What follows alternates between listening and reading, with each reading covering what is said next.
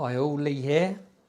So there's been a few changes. Obviously, traditionally I've built guitars, but I'm getting bored of building those guitars. They take a long time and I want to release a few more videos.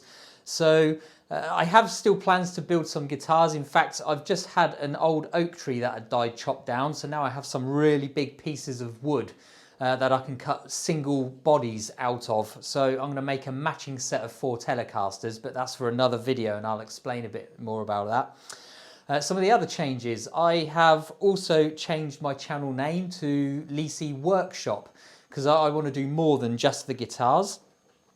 So to kick that off, I thought I'd make a little intro video on what I'm going to start with. So it's my journey of learning to use tools and woodwork, and hopefully I'm going to start doing some metal work soon as well.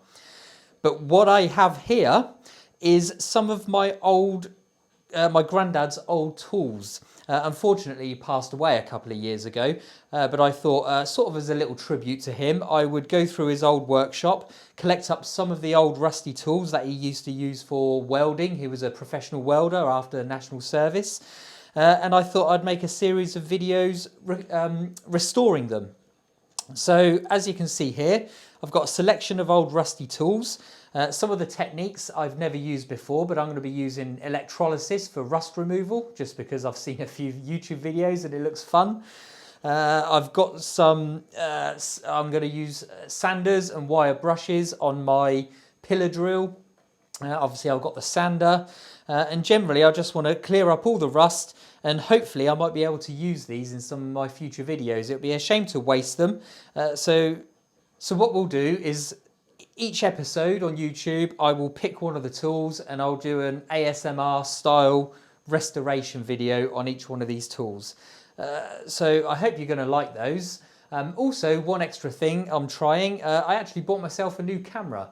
So I've just bought myself one of those Fuji X-T4s for my video recording. I've been playing around with some of the settings. I'll probably make another video about that once I've got used to it, but hopefully you like the look and the colors.